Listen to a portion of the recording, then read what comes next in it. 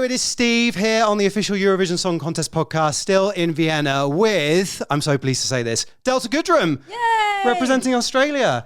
It is so good to see you. My first question, who was the most stunned person that found out you were doing the Eurovision Song Contest? You know what? That's actually an incredible question. I think it was just because it was such a wild idea. Yeah. And all I know is that in that moment, I thought, I'm really excited about this. This looks like this is something that's exciting me and I have a passion towards this decision. Yeah. And so I just went with like, let's do this. Let's do and it. And it just felt so in my heart space. So I think it was, oh my God, everybody was like excited. The same response that I had when it landed and it was the right timing. I was like, we're going to Eurovision. Let's go to Eurovision. Everyone was like, yeah, let's do it. I'm on Team Delta. Yeah. I'm on the train. Who was the first person you told? You know what? So much has happened since that decision that I cannot remember. I actually can't remember.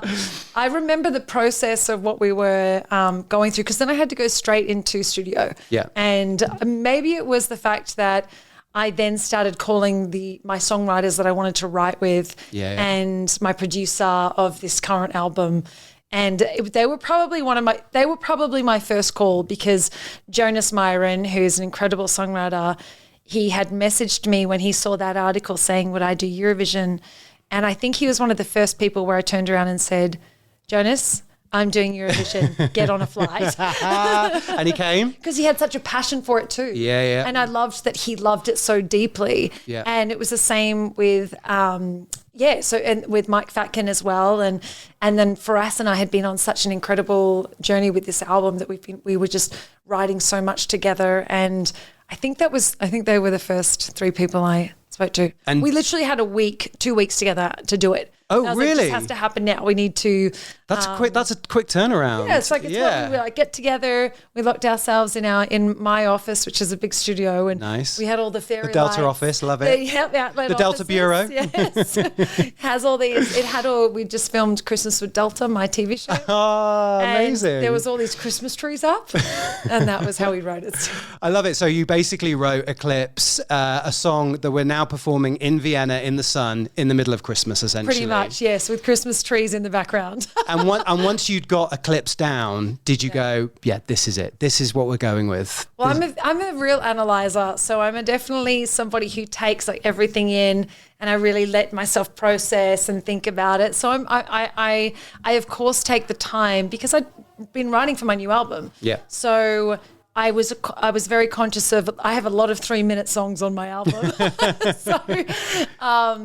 That it had to have all these elements that I had sort of had as when I wanted to encapsulate a full version of myself up there, and then we land on Eclipse. But I did go through the thought process of here's all the different versions of me as an artist. Yeah. Full ballad.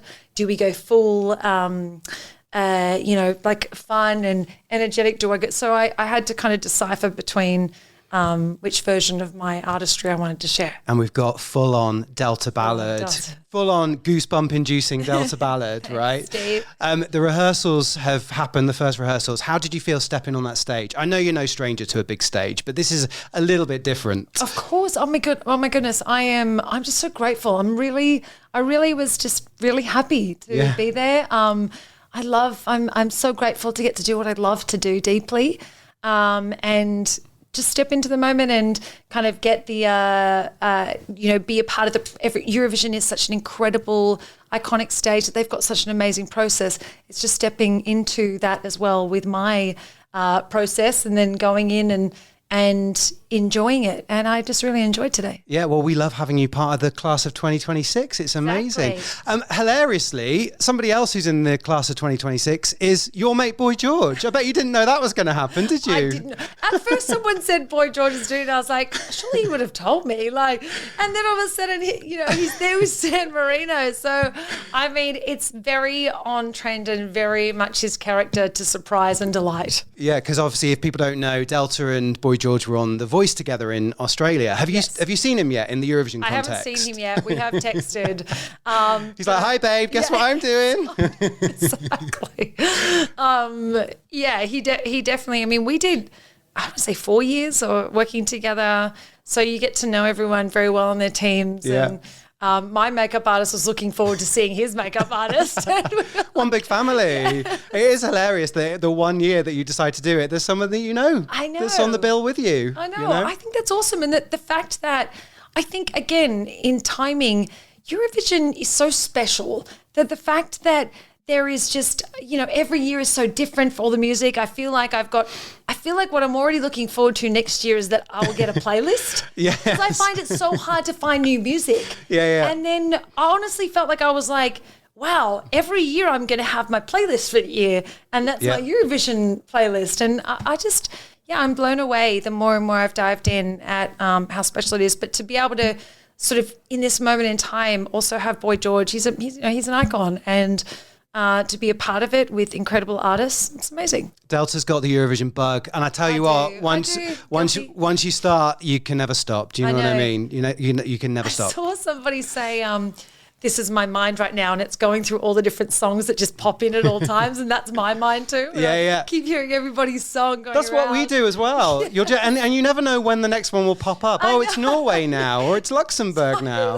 Totally. What I love is you have thrown yourself in the deep end. You've done the pre-parties. Has it been nice meeting everyone? Yeah, I love it. I mean, I think what I love about the pre-parties is that by the time we also get here, you sort of have such familiarity with like each other, and you just sort of like you meet friends, kindreds, and artists that you really connect with, and you can just enjoy the journey with. It's nice. And what's nice this year, like it's a proper musical class. You're obviously piano.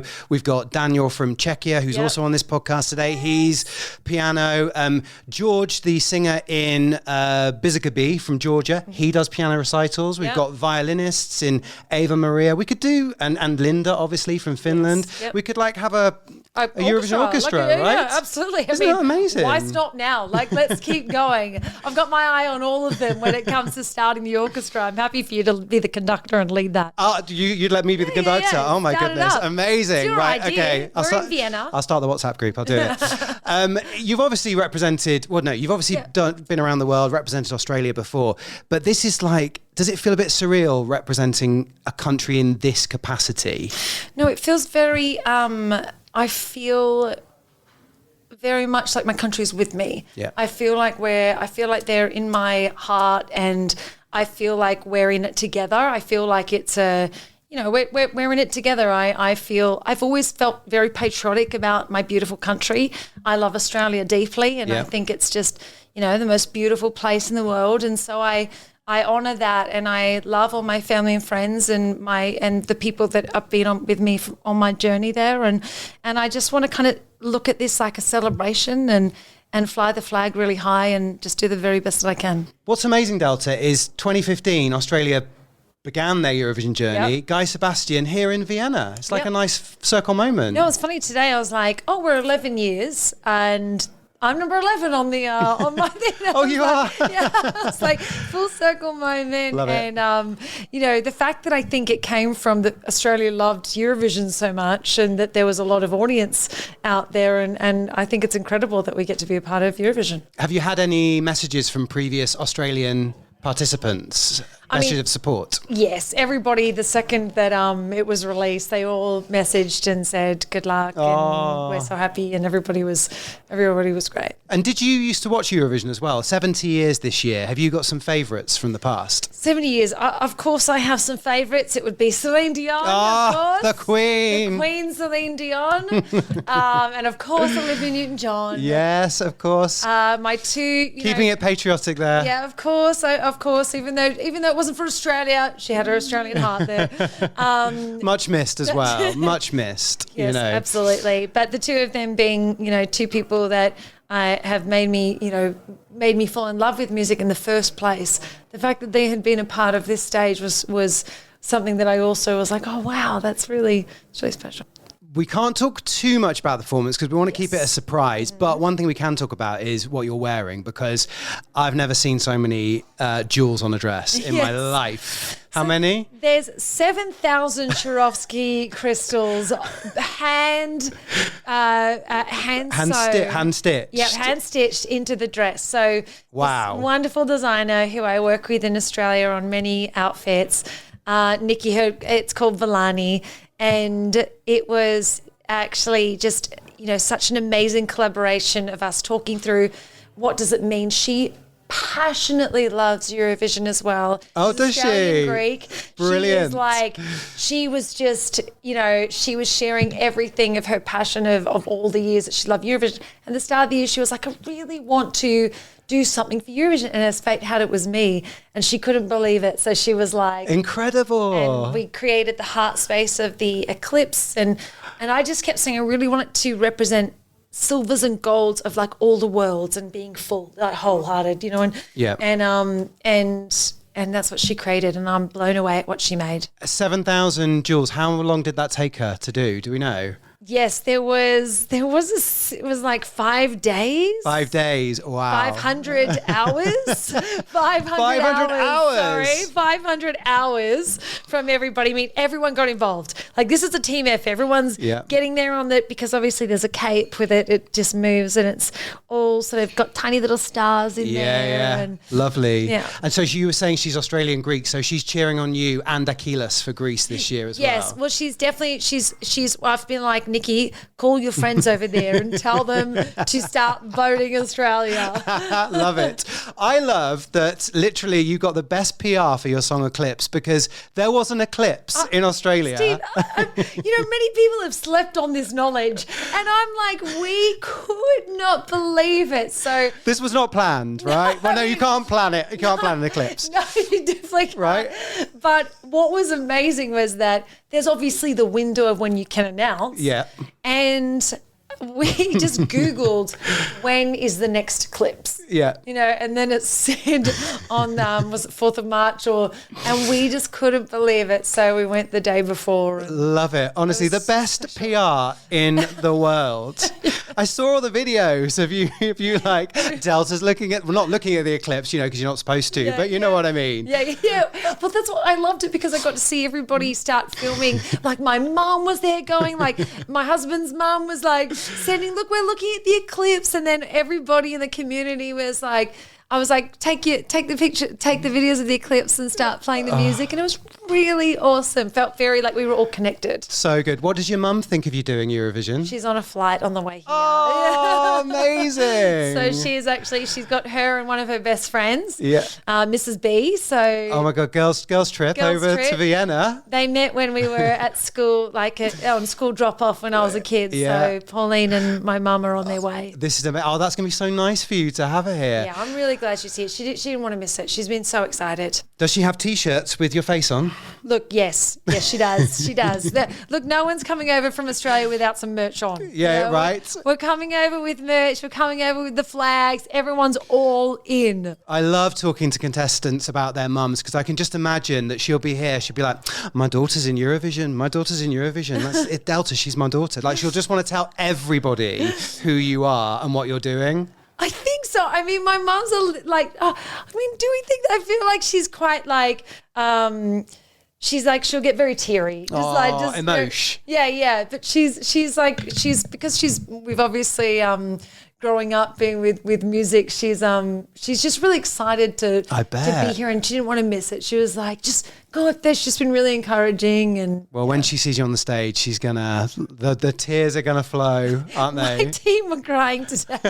They're like, come over, because I've worked with a lot of and I've grown up in front of everyone in Australia. I started so very young. Yeah, you did. And it's funny, because I think sometimes that plays into when I see my beautiful team start getting emotional, like just being a part of it. It's just really nice when these moments happen. Delta, should we play the great Delta Goodrem quiz with Delta Goodrem? Should we do it? I love a quiz. So I've got 5 lyrics here of your songs. You just have to tell me what song they're from. Which song it was? Is that all right? Well, how hard have we gone here? I think this is pretty easy. Okay. So I'm expecting 5 out of 5. Right. You get a prize at the end. Ooh, that's fun. Yeah. Number 1. What if I lose my self-control? What if I choose to let it go? I want to let you and me collide. Because baby, these weeks were made to fly. Wings, 1 out of 1. She knows it. Number 2, life's full of mistakes, destinies and fate. Remove all the clouds. Look at the bigger picture. Born to try. 2 out of 2. She knows her stuff. Family and friends, they were my life. I was the one for butterflies. Out of the blue. 3 out of 3. I said it was quite easy. I didn't want to make it too hard. No, I was actually having a memory today about like the last time I was even in Germany. That one of the first performances back after going through cancer, I was in Germany. And I remember I just had this, because I get these flashbacks obviously from having my first and second album over here. Yeah. And I remember, having my short curly hair from my hair just growing back, and I remember there being such a lovely TV show that I cannot remember for the life of me today, but it came back to me and I had this memory of everyone sort of just, I was singing Born to Try, and Out of the Blue was the record that we were doing. Yes. But yeah, I have some really amazing, it's been beautiful with Eurovision all these years later to come back and I'm getting all these flashbacks of different There things. must be a bank of Delta memories in there because you've done so much. It's amazing. 3 out of 3 is good. Keep going. Yep. Last 2. When I get lost in fantasies in a cartoon land of mysteries. In a place you won't get old, in a place you don't get cold, and I'll sing. Innocent Eyes. Innocent Eyes, 4 out of 4. And number 5, shadows in the moonlight, dancing with the sun, planets are aligning, two lovers one. What is that? When we eclipse. There we go. I thought I'd get in a little eclipse. 5 out of 5. Do you want your prize? Yeah, I would love a prize. Here's your prize. It is the Eurovision Friendship Bracelet. Thank you. Oh, this is a nice one. You've given me a really nice one. Yeah. This is like, we're very in the era of friendship bracelets, obviously mainly down to Taylor Swift and stuff, but it's cute. So I love there the you colours in it. There you go. This is a good one, Steve. There you go. You can give that to whoever you want. Delta Goodrem, thank you for being part of the class of 2026. It is so lovely to have you here at Eurovision, honestly. It's an honour to be here and to be a part of it, and I'm so excited for the week ahead. Just Can't wait. Enjoy those memories, soak them all up, just enjoy being like part of this amazing festival and have fun. And we've only just begun. We have only just begun. Delta Goodrem, thank you so much for coming on the official Eurovision Song Contest podcast. Thank you so much.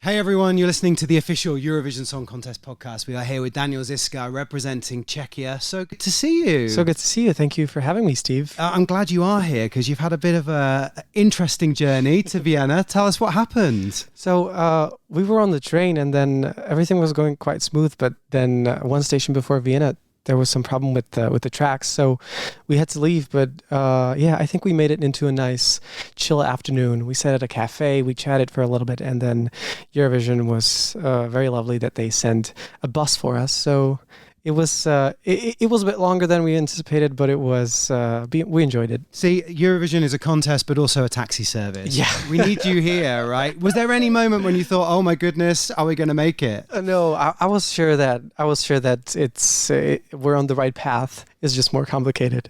Did you have a bus sing along as well? No, it was we were pretty tired by then, so it was more like a nap session, I would say. You wrote on Instagram, I think, that essentially you've been working on the staging for 3 months for 3 minutes. That perfectly encapsulates like how much of your brain has been taken up by Crossroads, right? It just must be there all the time in your head. Yeah. Like sometimes I do feel like it's I'm getting sick of it. Not yet, please. Yeah, like because you just keep hearing it all the time, and sometimes it was just there with like when we were producing it, because I'm very hands-on artist. Yeah, so very much so. I'm part of every second of the production too. So and then a year and a half before I was writing it, so the song is with me for a very long time. So sometimes I feel like I need to have a break from Crossroads for a little bit. But the opportunity to step on the stage with it or make an acoustic version of it, see it from a different light, just always kind of brings me to the fact that I'm so proud of the song and what the message that it represents. And yeah, I'm just so proud of it. I love it. But yeah, sometimes it gets a little bit too much. Well, especially if you've had it for a year and a half. Some people say they write a song in 15 minutes. A year and a half is a long time. Yeah. I think I'm like in general more of a like it's more like a marathon than a sprint. Yes. A sprint songwriter. I like that. Yeah. So I think I need to take my time and explore where it leads to. But yeah, sometimes it happens very fast, and sometimes it needs quite a lot of time. So this was the case for Crossroads for sure. Do you keep coming back to it? Do you kind of do a little bit, come back, like you kept revisiting it while writing it? Yes. Yeah. Oh my God, there was so many versions. First I had the initial like riff or the motive that kind of led the songwriting process on, and I wanted to have it this like major to minor tonality, so I kept exploring with the harmony, and I felt like there were so many options, too many ways. And then some lyrics started popping up, and then it kind of just happened. And I'm so glad that everything fell into the right place at the right time. So yeah. Yeah, and you get to sing this beautiful song on the Eurovision stage. Yeah. How does it feel to be representing your country? Weird. It's I don't know if it fully clicked yet. It's surreal. I'm so grateful, and I feel very supported by the whole team.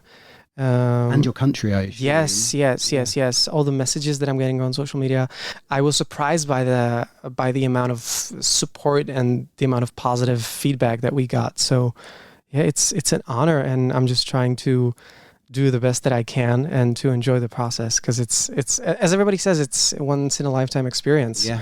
Well, it's once in a lifetime, apart from Loreen, and it's a twice in a lifetime. Yeah, unless you're Loreen. Yeah. What have all your friends back in Prague made of this? What have they been saying to you? Oh, they've been so proud. I think the hardest part was keeping it to myself. Oh, as a secret. Yeah. For a few months actually. Just my closest family knew. Yeah. Not even like the wider family, not my closest friends. I promised not to tell anybody because it couldn't leak. So then it was very exciting to see everybody's reaction. So you literally kept it to yourself, and you told your closest family, do not say this to anybody. Yeah. I didn't want to mess with Czech television. Yes.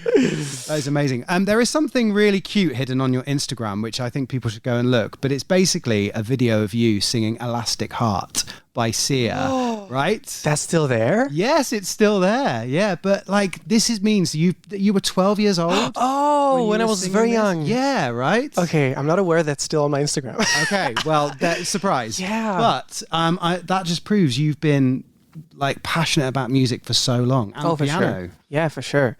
Yeah, that's I think like one of the first ever performances that I remember. Then my voice started to change, so that was a big hit for a singer. I was like, I can do anything, and it's like, whoa, just enjoying it. And then it starts dropping. You start losing the high notes. You start losing the freedom. I'm like, what do I do?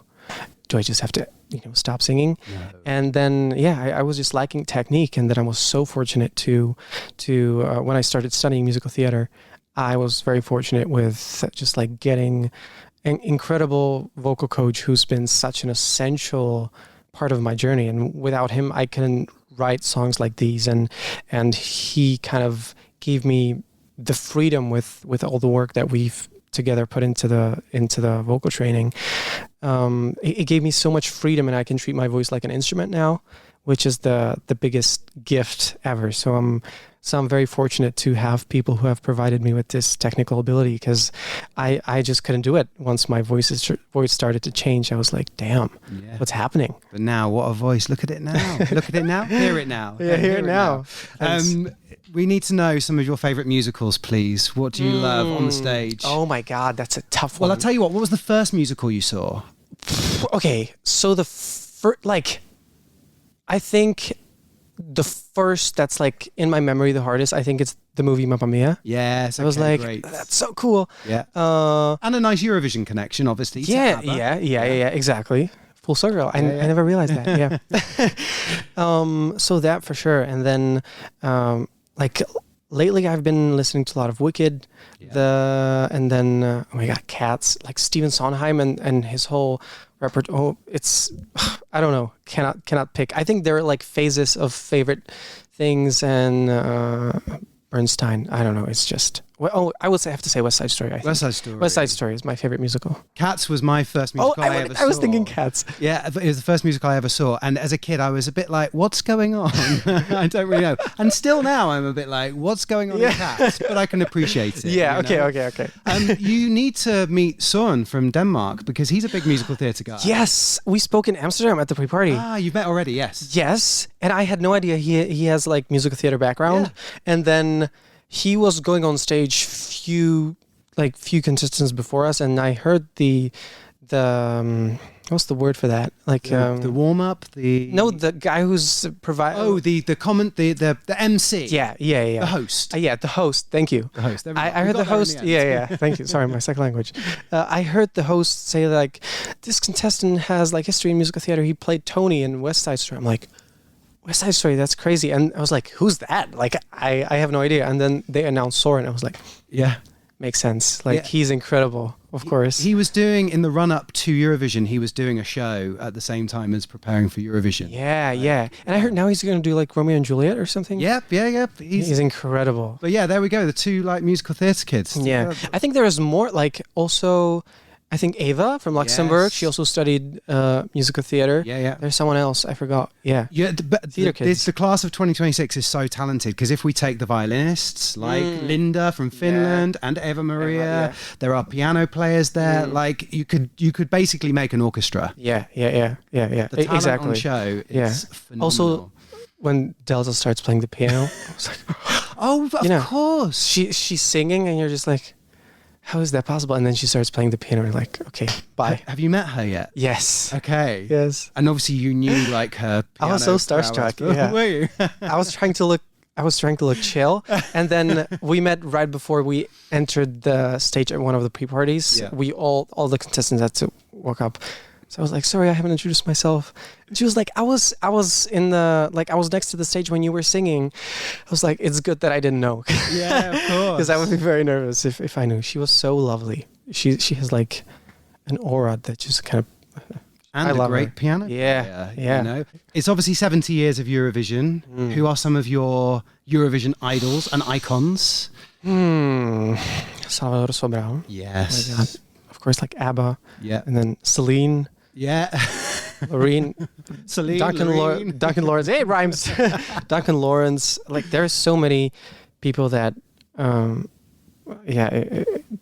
it's, I think the list goes on and on. Like, now I'm in a bit of a, like, it goes a bit blank when you get when you're asked the question. Yeah. But yeah, so many artists that are very inspiring. And now you're part of the class. You'll forevermore be part of the Eurovision Song Contest. That's crazy. Quite nice, isn't it? That part hasn't clicked for me.